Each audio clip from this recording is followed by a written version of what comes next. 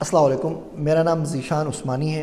آج میں آپ سے بڑا عجیب واقعہ شیئر کرنے والا ہوں۔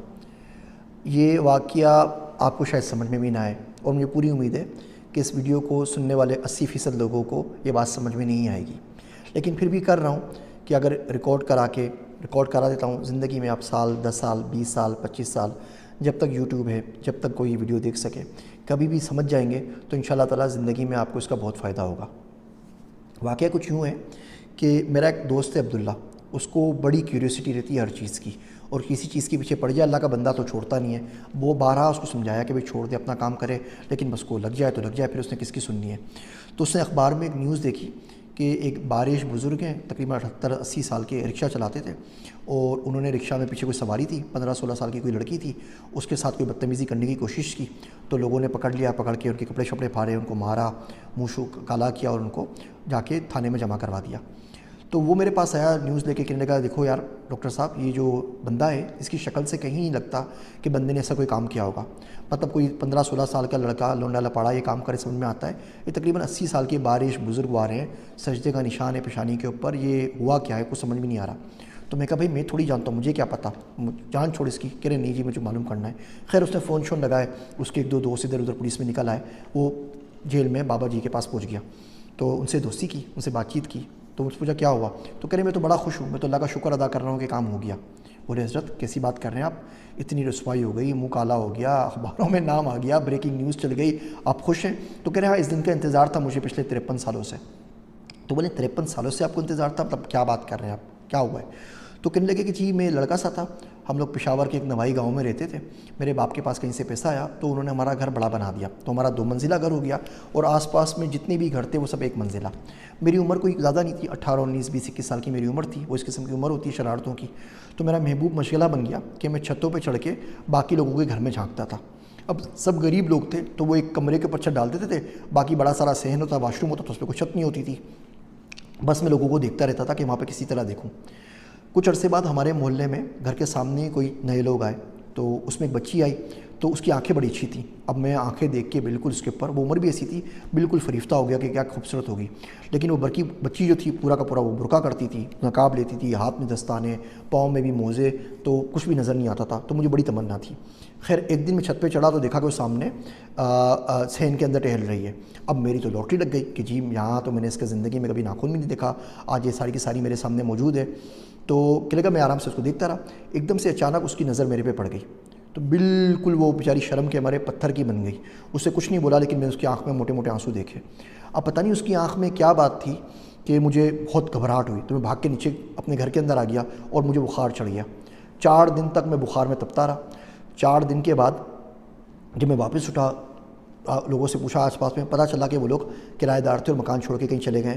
اس دن کے بعد سے مجھے لڑکی نہیں ملی، لیکن میرے دل میں ڈر بیٹھ گیا کہ اس بندی نے مجھے خاموش بددعا دی ہے، اور یہ ایک نہ ایک دن اپنا اثر ضرور دکھائے گی۔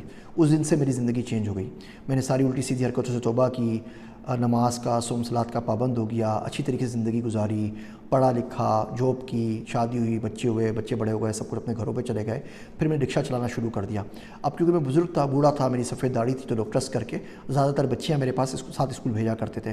زندگی آرام سے چلتی رہتی تھی، اور یہ بات میرے دماغ سے بالکل نکل گئی۔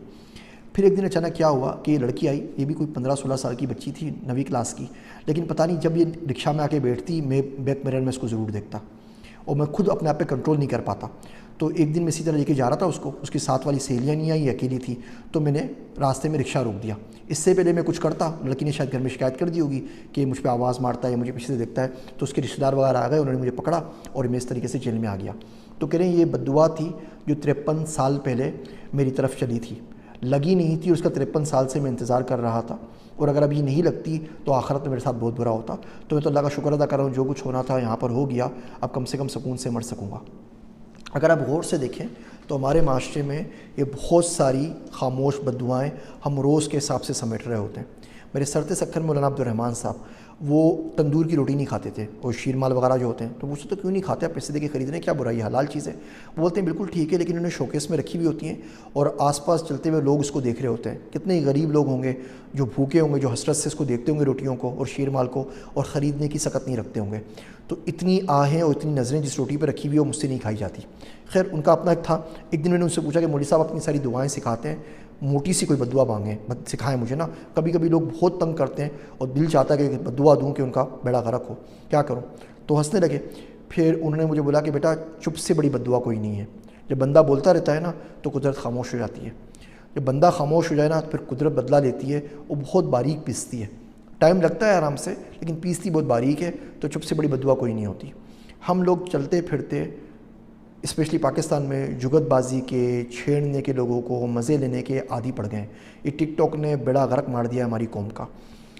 وہ بچہ جو بولے کہ اپنے پرسنل ڈیولپمنٹ میں کام کر رہا ہے اور اس کو اپنی پرواہ ہے اور روز کے 2-4 گھنٹے ٹک ٹاک بھی دیکھتا ہے، اس کے موبائل فون میں ٹک ٹاک انسٹال ہے، تو اس کی بات ماننے کو میں سرے سے تیار ہی نہیں ہوں کہ اس شخص کو کم سے کم باقی کسی کی پرواہ ہے یا نہیں، اپنی پرواہ تو کم سے کم اس کو نہیں ہے. تو میں جگت بازی کر کے، چھیڑ کے، نعرے فکرے کس کے بہت ساری خاموش بددعائیں سمیٹ رہے ہوتے ہیں. کسی کو ڈانٹ دیا، کسی پہ اتھارٹی اپنی ظاہر کر دی، کسی کو ایئرپورٹ پہ ذلیل کر دیا، اور سمجھ رہے ہوتے ہیں ہم سے کوئی نہیں پوچھے گا. یقین رکھیں اوپر جو ہوگا تو ہوگا، یہ یہاں پر بھی نا اس کا حساب ضرور دینا پڑے گا. وہ شاعر کہتا ہے عدل و انصاف نہیں حشر کے دن پہ موقوف، زندگی خود بھی گناہوں کی سزا دیتی ہے. تو میں بھی جب سے واقعہ سنا ہے میں بھی سوچ رہا ہوں، آپ بھی سوچئے کہ زندگی میں کتنی خاموش بددعائیں جمع کی ہیں. یاد رکھیے کسی دن کوئی ایسا شخص آپ کی زبان کے نیچے آ گیا نا جس کا اللہ کے سوا کوئی نہیں ہے، تو جانماز پہ آ کے بیٹھ جائے گا، اس کے پاس تو کچھ اور ہے نہیں نا. وہ اپنی آہوں کے حصار میں آپ کی دعائیں راکھ کر دے گا. میری باتیں سننے کا شکریہ. آپ سب کا ذیشان عثمانی.